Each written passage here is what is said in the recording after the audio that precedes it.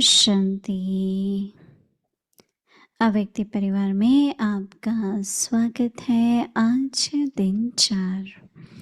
सदा हर्षित रहने के लिए अपनी नेचर को सरल बनाओ, सहनशील बनो। आज का विषय है ज्ञान का सिमरन। अव्यक्त इशारे सदा हर्षित रहने वालों का यादगार विष्णु के रूप में दिखाया है। विष्णु क्षीर सागर में आराम से लेटा हुआ ज्ञान का सिमरन कर हर्षित हो रहा है। तो हर्षित रहने का साधन है ज्ञान का सिमरन। जो जितना ज्ञान का सिमरन करते हैं वह उतना ही हर्षित रहते हैं। कोई भी परिस्थिति उनकी हिम्मत उमंग उल्लास को कम नहीं कर सकती। वे सहनशीलता की शक्ति से हर परिस्थिति को सहज पार कर लेते हैं। जगदम्बा माँ की विशेषताएं।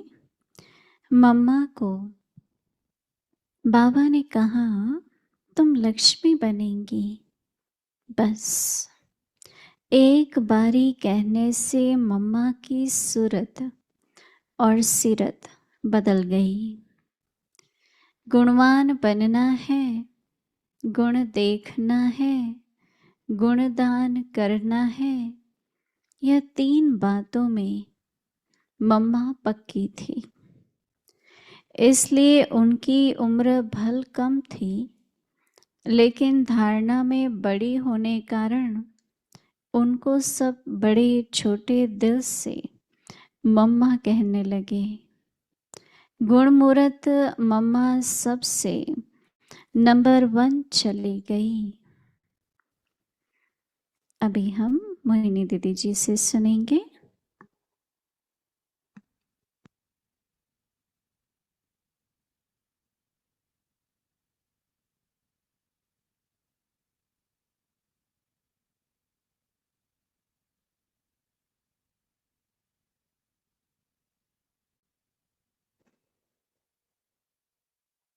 ओम शांति। सभी मौज में हर्षित मुख हैं, दिख रहा है सभी हर्षित मुख हैं। देखो मन तो चलता ही है, पर मन में क्या चलता है बस सिर्फ उस पर अटेंशन है। बाबा कितनी बार हम बच्चों को कह रहे हैं बच्चे व्यर्थ नहीं, व्यर्थ नहीं। और आजकल के समय अनुसार तो संकल्प भी व्यर्थ नहीं और समर्थ संकल्प हो। ये नहीं सोचना ये मैं क्यों सोच रहा हूं, नहीं, क्या सोचना है। तो जब ज्ञान का मनन करने वाला जो होता है ना, उसके पास समर्थ संकल्प होते हैं, न केवल अपनी धारणा के लिए परंतु समय पर सफल कैसे हो, उन्नति कैसे हो। जैसे उनके जो विचार चलेंगे, मन के जो संकल्प होंगे, समर्थ का मतलब कि उसमें कैपेसिटी होगी, वो पावरफुल संकल्प होंगे। तो व्यर्थ सिर्फ समाप्त नहीं करने हैं, पर एक एक व्यर्थ संकल्प को समर्थ बनाएंगे तो आप देखेंगे कितनी आपकी न केवल उन्नति होगी, एक रस स्थिति होगी, पर महसूस होगा कि मेरे पास खाता जमा हो रहा है। आज मेरा संकल्प चल रहा था कि योगी जीवन के लिए आहार और व्यवहार, हमारा आहार और व्यवहार कैसा हो। तो देखो अगर हम संकल्प मन का आहार है,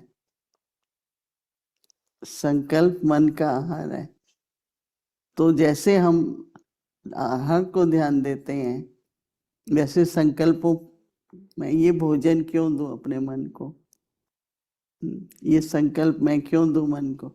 किसी के बारे में सोच रहे हैं मैं क्यों इतना क्यों सोचूं, इतना ही मैं बाबा को याद करूं, मनन करूं, चिंतन करूं।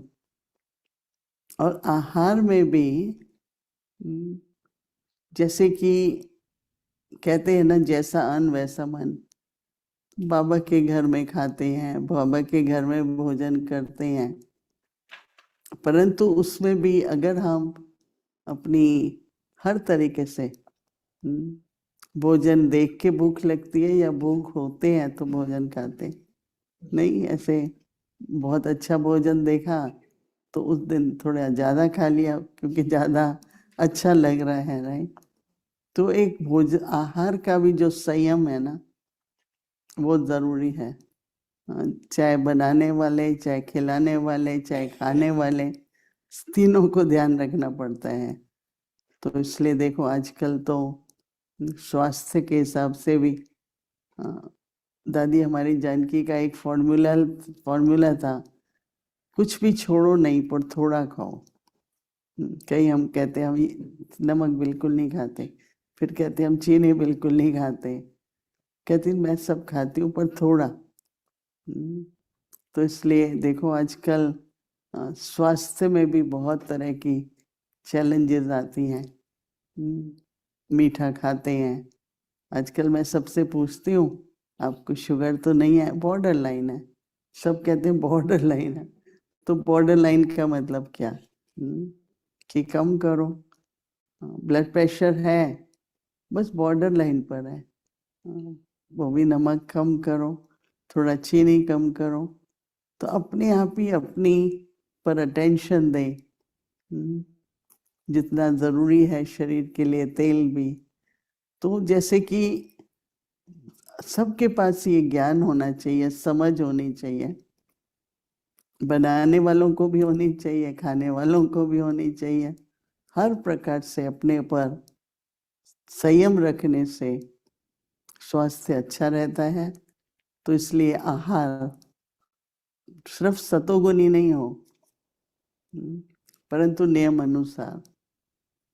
तो उससे क्या हो जाता है कि बड़ी आयु तक कोई भी तकलीफ नहीं होगी। हमारे पास उदाहरण है, हमारे पास माता जी रहती हैं, 86 87 की हैं। इतना वो आहार पर संयम है उनका, बहुत संयम है, इस कारण उनको कोई भी तकलीफ होती नहीं है। तो इसलिए मैं तो सबको कहती हूँ कि बनाने वालों की भी जिम्मेवारी है, राइट। और हर प्रकार से अगर हम अपने मन का और अपने तन का आहार, मन का आहार है संकल्प और तन का आहार है भोजन। तन और मन का फिर हमारे आहार का इफेक्ट है व्यवहार पर। तो व्यवहार में भी जो एनर्जी बनती है, फिर ये जो अभी इस साल निकला है कि हर सोमवार को साइलेंस डे बनाओ, सभी जगह सब वर्ल्ड के सेंटर्स के लिए गया था और कई कर भी रहे हैं। ये नहीं कि बोलना नहीं है, कारोबार जितना जरूरी है बोलो, जहाँ जरूरी है बोलो, और कोशिश करके मंडे हमारा साइलेंस डे रहे, संडे को समाप्त करते हैं कई चीजें। और शाम का जो संगठन का योग है, देखो बहुत अच्छा लगता है अपने कमरे में खिड़की पर चेयर पर बैठ जाएं, संगठन में हम नहीं आए तो ये आलस्य है। मैंने देखा, मेरा खुद का अनुभव है, संगठन का में जो योग हम करते हैं, कोई भी टाइम, मैं तो जब से ये 7 बजे के योग का टेंशन रहा है कि संगठन में करें। हाँ, आप सबको अच्छा अनुभव होता है 7 बजे के योग का संगठन में? जिनको होता है वो हाथ खड़ा करो। तो ऐसे नहीं है कि चलो हम कमरे में बैठ गए, नहीं, आओ आप आएंगे तो और कोई आएगा, फिर आपको देख के ऐसे संगठन बढ़ता है। तो इसलिए संगठन का शाम का योग बहुत जरूरी है। और रात्रि को सोने से पहले अपने पास ही 15 मिनट 10 मिनट बाबा के साथ बैठ कर के अगर सोएंगे तो आप देखेंगे कि आपकी नींद, आपके स्वप्न, आपकी मन की स्थिति में बहुत बहुत वो बाबा की याद में सोए ना, तो बहुत फर्क लगेगा। व्यवहारिक करना पड़ता है, बाबा का यज्ञ है, चाहे प्रवृत्ति है। प्रवृत्ति तो बहुत छोटी है, ये तो बहुत बड़ी प्रवृत्ति है। हाँ, कितनी प्रवृत्ति है। पीस विलेज में देखो, अभी कुछ गए फिर आएंगे, मतलब दिन रात चलता ही रहता है, ये प्रवृत्ति है।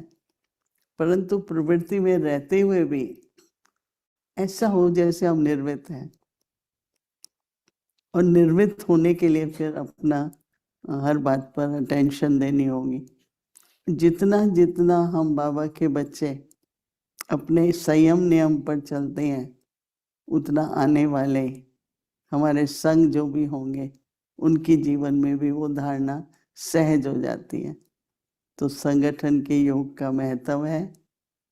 एम रखे हम कि कुछ भी है, अपना हम 7 बजे आकर के 7:30 तक बैठे, ज़्यादा नहीं तो आधा घंटा भी, अगर कुछ भी अपना स्टडी का होता है या व्यक्ति परिवार का होता है, तो वो पढ़ाई भी हमारे लिए बहुत महत्वपूर्ण है।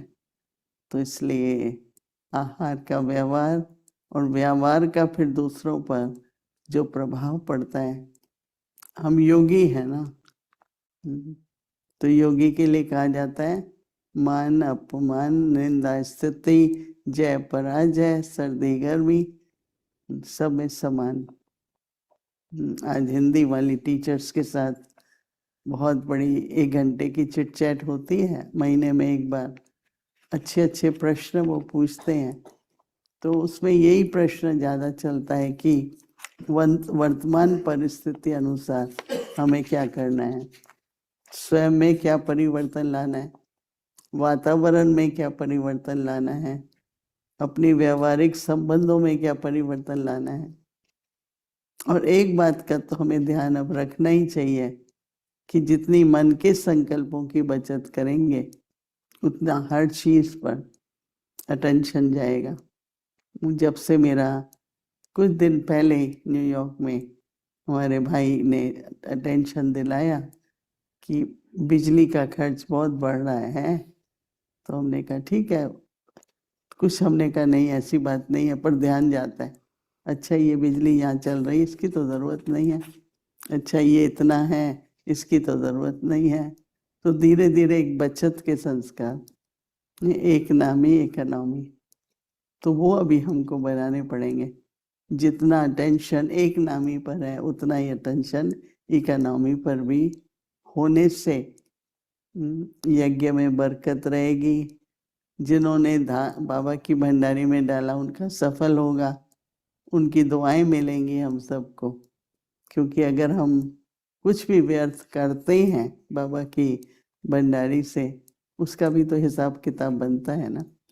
मुझे तो हमेशा ध्यान आता है कि कैसे हमारी माताएं बहनें, एक बहन है उसका बहुत ही वो $1 इधर से उधर से बाबा के यज्ञ में मुझे डालना है।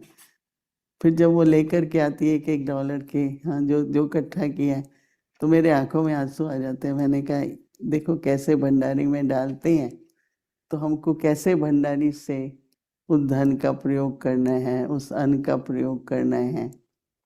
तो इसलिए बहुत ज़्यादा इन बातों का वर्तमान समय, क्योंकि अंत समय है ना, तो हिसाब किताब बहुत आएंगे, पिछले जन्मों के नहीं, संगम युग पर भी कई हिसाब किताब बन जाते हैं, और उसमें से एक है व्यर्थ। हम लोग तो बचपन से बाबा के ज्ञान में आए हैं, तो हमेशा ये ध्यान रहता है कि मुझे यज्ञ में यज्ञ सेवा के लिए आता है। चाहे मैं समर्पित हूँ, पर मुझे बहुत ध्यान रहता है कि मैं कैसे यज्ञ में जो कुछ बाबा के पास है, जहाँ तक ज़रूरी है यूज़ करते हैं, जहाँ नहीं करना है व्यर्थ नहीं करें। बस एक स्लोगन हमको रखना है, कुछ भी, पानी है, बिजली है, भोजन है, कोई भी चीज़ व्यर्थ नहीं करनी है। एक अपना ये स्लोगन रखने से बहुत समर्थ रहेंगे, श्रेष्ठ रहेंगे। और मुझे सबसे बड़ी बात आपका प्रभाव संगठन पे पड़ेगा, आपका प्रभाव आने वालों पर पड़ेगा और हर बात में हम परिवर्तन देख सकते हैं। अगर अपने में परिवर्तन है तो हम करेंगे, मैं करूँगी, तो उस कर्म का प्रभाव दूसरों पर भी होता है। आज बाबा कह रहे हैं, जो मैंने कहा ना, मन तो चलता ही है, पर क्या मन में चलता है। और अगर समय पर राइट ज्ञान की पॉइंट आ जाती है तो हर्षित हो जाते हैं। तो आज का बाबा होमवर्क दे रहे हैं कि ज्ञान का सिमरन। जब हम बाबा के पास आते हैं, जीवन का लक्ष्य मिलता है और उस लक्ष्य में विष्णु का चित्र हमको दिखाया जाता है कि हमारा एम एंड ऑब्जेक्ट क्या है। एम का मतलब लक्ष्य, ऑब्जेक्ट मतलब उससे प्राप्ति क्या होगी। तो विष्णु को दिखाते हैं और उसमें खड़ा हुआ है विष्णु, 4 भुजाएं हैं नर और नारी की। ऐसे देखो, नर नारी 2 अलग भी होते हैं, पर हम हर एक के शरीर में भी नर और नारी, हाँ, कुछ स्वभाव में, कुछ संस्कारों में, क्योंकि कोई जन्म हम नर बनते हैं, कोई जन्म नारी बनते हैं, तो हार्मोन्स में जो होते हैं वुमेन मैन, मतलब जैसे, हाँ, इकट्ठा ही होता है ना। तो इस तरह से हम मनन को, ज्ञान के मनन को, तो विष्णु के हाथ में, हाँ, समय इतना नहीं है विस्तार में बताने का, परंतु सुदर्शन चक्र, शंख, कमल फूल और गदा और 2 क्राउन, होलीनेस एंड हाईनेस। जितने ही होली हैं उतना ही ऊंच रहे। पवित्रता हमें ऊंचा रखती है। हमारी दृष्टि, हमारा बोल चाल पवित्रता के आधार पर सिर्फ पवित्र है, लेकिन व्यवहार में फर्क नहीं है, स्वभाव में फर्क नहीं है, तो वो पवित्रता तो यूज नहीं हो रही है ना, पावर। तो इसलिए विष्णु का लक्ष्य दिखाते हैं। फिर एक चित्र विष्णु का, वो बहुत ही प्रसिद्ध है और उसका एक बहुत बड़ा यादगार नेपाल में भी है। 2 हैं, एक तो समुद्र में विष्णु को शेषनाग की शैया पर, मतलब सभी विकार कंट्रोल में है, और विष्णु का दिखाया है कि वो संसार को देखते हुए अपनी ऐसी स्थिति है जो सदा हर्षित रहते हैं। और दूसरा दिखाया कि दूध के तालाब में, बहुत बड़ा तालाब है, अभी भी है नेपाल में, उसमें विष्णु का बहुत बड़ा स्टैचू बनाया हुआ है। तो इसलिए बाबा ने हमें लक्ष्य दिया था विष्णु समान, चारों मनसा वाचा कर्मणा, सुदर्शन चक्र मनसा, शंख वाणी और कमल कर्म, और इन सब पर जीत पाने वाला शक्तिशाली गदा रूप भी दिखाया है। तो इसलिए बाबा कह रहे हैं, सदा हर्षित रहने वालों का, सदा हर्षित रहने वालों का विष्णु का रूप दिखाया है। आज जब 3 मिनट बैठेंगे ना, तो अपना स्वरूप इमर्ज करना है। बाबा कहते हैं कि विष्णु को क्षीर सागर में, बाबा कहते हैं, आराम से लेटा हुआ ज्ञान का सिमरण कर, में लेटे नहीं रहना है, पर जब लेट रहे हैं तब क्या करना है, ज्ञान का मनन करते हुए हर्षित हो रहा है। तो लेटे हैं, अभी सोने की तैयारी कर रहे हैं, सिमरण चले, तो बाबा कहते हैं हर्षित रहने का साधन है ज्ञान का सिमरण। रोज ये एक एक वर्ड जो आता है ना, वो एक डायरी में लिखना चाहिए पूरे महीने का। रोज बाबा सिर्फ 2 शब्द कहते हैं, भाई साक्षी रहो। आज बाबा कह रहे हैं ज्ञान, वो शब्द लिखो, 30 आपको शब्द मिलेंगे, बहुत अच्छा लगेगा आपको। तो बाबा कहते हैं क्या करना है आज, ज्ञान का सिमरन। जितना ज्ञान का सिमरन ज्ञान का सिमरन करते हैं उतना ही हर्षित होते हैं। तो कोई भी परिस्थिति हो, पर है, हमारे कंट्रोल में नहीं है, आएगी। कोई भी परिस्थिति है, कोई भी परिस्थिति में बाबा कहते हैं कि अपनी हिम्मत, क्या होगा कैसे होगा नहीं, हिम्मत उमंग उत्साह को कम नहीं होने दो। कोई भी परिस्थिति आए, अपने हिम्मत उमंग उत्साह को कर नहीं, हिम्मत मतलब अगर शक्ति है तो कर नहीं सकती हैं। तो बाबा कहते हैं कि सब ये जो बाबा शब्द यूज कर रहे हैं ना आजकल, सहनशील, सहन करना नहीं, सहनशील है आप, सरल स्वभाव वाला, सरल है। उसको बहुत ज्यादा जो होता है ना अपमान महसूस होता है, ये नहीं हुआ मुझे प्यार, वो नहीं होगा, सहनशील है वो। तो उसको एक नेचुरल रहता है, उसको सहन करना पड़ता है मुझे, उसका भारीपन नहीं रहता है। वह बाबा कहते हैं सहनशीलता की शक्ति है, उससे हर परिस्थिति को सहज पार कर सकते हैं। ये सहनशील शब्द भी काफी मनन चिंतन का शब्द है, बहुत अच्छा है कि सरल जो होगा वो सहनशील भी नेचुरल होगा।